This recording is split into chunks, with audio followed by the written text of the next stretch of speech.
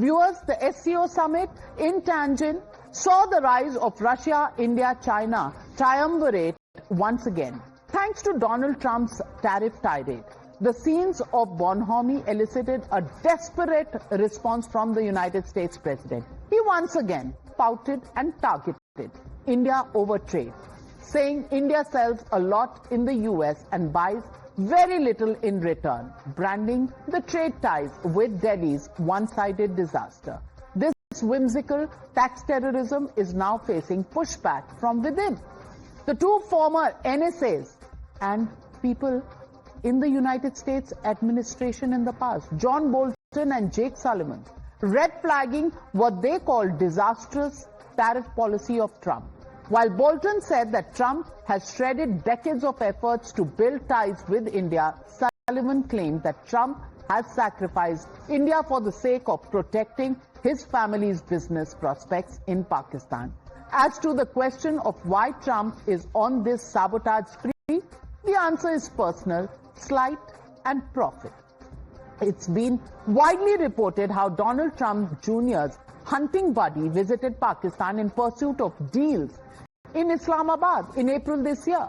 Pakistan inked the deal to boost blockchain technology with World Liberty Financial, an entity which is 60% owned by Trump family. This leads us to ask, is Trump throwing ties with India under the bus to protect his family's business interests in Pakistan? Listen in. The United States has worked to build its relationship with India, the world's largest democracy, a country that we should be aligned with on technology and talent and economics and so many other issues, and aligned with in dealing with this strategic threat from China. And we had come a long way on that. And now, in no small part, I think, because of Pakistan's willingness to do business deals with the Trump family, Trump has thrown the India relationship over the side. You're watching the News Hour at 9. Debate number 2 on Times Now, Super Prime Time. Joining the debate tonight, Stephen Moore, former economic advisor to Donald Trump. Also joining me this evening, Malik Abdul, GOP strategist, and Dr. Anand Ranganathan, author, continues to be with us. To you first, thank you very much, Stephen Moore, for joining us on the News Hour tonight. We just saw the conclusion of the SCO Summit in Tianjin, China, where a strong camaraderie was very much on display between Prime Minister Modi, Russian President Putin, and Chinese President Xi Jinping. Do you believe this realignment is largely a consequence of the tariffs imposed by Trump and putting unnecessary pressure on India, and India is just not ready to blink just yet? Well, there is a lot of controversy going on in Washington, D.C. about the tariff powers that Trump has imposed on other countries. We want to strategically try to isolate China as the bad actor because they lie, they cheat, they steal. They are a danger to the world economy and to the peace of the planet. And so the idea behind Trump's tariff strategy is really to try to restrain China, and India is going to be a very important strategic partner in restraining the military and economic power and abusive behavior of the Chinese. But exactly the opposite seems to be happening. What you said is interesting. However, India feels that it is being singled out because Trump initially imposed tariffs of approximately 145% on China, which were later scaled down. And now, as far as India is concerned, it seems like he's just running after India, and there is no coherence in his tariff policy because Russian oil is being purchased at a much higher level by China. So where is this taking Trump or the United States of America?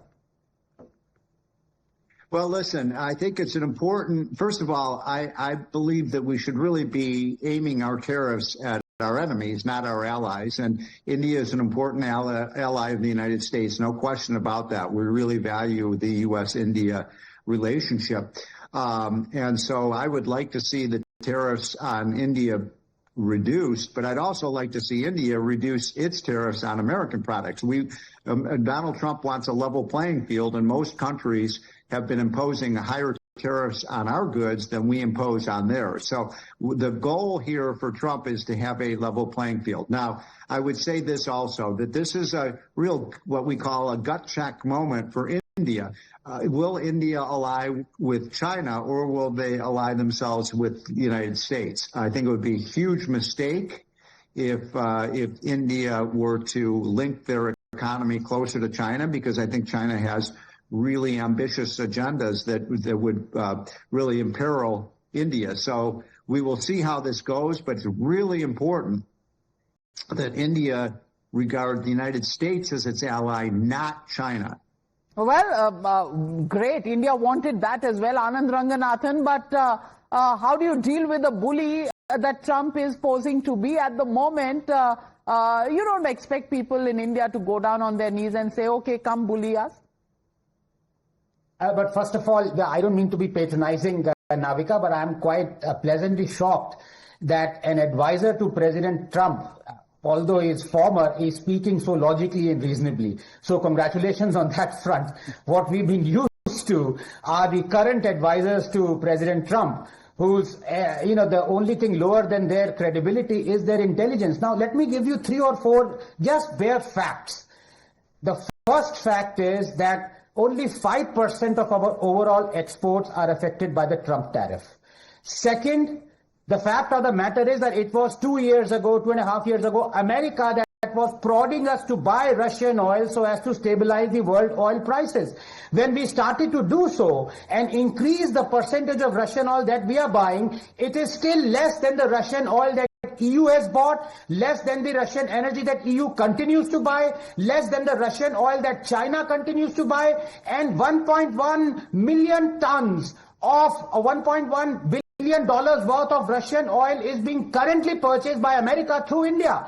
Notwithstanding the fact that in Alaska barely a month ago, President Putin said that ever since Trump came into the picture 6 months ago, the U.S.-Russia trade has increased by 20%. So guess who is sponsoring this war? It is not Modi's war, number one. Number two, as far as hypocrisy is concerned, of course, it's like a vegan fox guarding a hen house, but irrespective of that, for the advisors to say that elites are profiteering from India buying Russian oil, I just want to tell them, in the last 2.5 years, India has saved upwards of $26 billion by buying Russian oil instead of Saudi oil because of the discounts we've got. This has directly translated into us reducing our inflation cumulatively by 1.47% and increasing the welfare for hundreds of thousands of Indians, which is what we want. And finally, and every country has a right to do that, to look after its own poor people. Absolutely. So Malik Abdul, I want to ask you, is the United States of America and President Donald Trump, have they decided that India, after all, is no longer an ally? Because whether it is the crypto deal that does the round more in U.S. Social media circles than in India, it seems like private gain is what President Trump may be sacrificing global good for. How do you actually present a logical picture to the world? Oh, I saw that Jake Sullivan is one of those who's peddled the idea that Donald Trump is actually choosing his personal interests over our relationship with India. But I would want to remind your audience that when we're talking about the tariff policy of Donald Trump, India is not alone. Many of our European partners felt the same way initially when Donald Trump imposed a lot of those very exorbitant taxes on them. We're seeing a similar thing down in Latin America. So Donald Trump, whether it's Canada, whether it's Mexico, Donald Trump has used tariffs, and much to the chagrin of many people in the United States, I would argue, but he's using it as a negotiating tool of about the $120 billion trade that we have with India. The devil is in the detail. The devil is in the detail. China imports more Russian oil than India does. China's tariffs have been rolled back. Okay, but I haven't gotten to that point yet because you haven't allowed me to get to that point. But my point is what I'm saying is that India is not alone. Remember, Donald Trump also threatened a lot of tariffs against China. Your own reporting actually pointed that out. So India is not alone here. There's about a $45 billion trade deficit that the United States has with India, and I do believe that the Trump administration is trying to address that. I don't think that Donald Trump wants to single out India because he's done this with other countries, and the pushback from other countries have been consistent with that. So no, I think the United States. But my panelist here is contradicting you. Anand Ranganathan, please make your point to Mr. Abdul.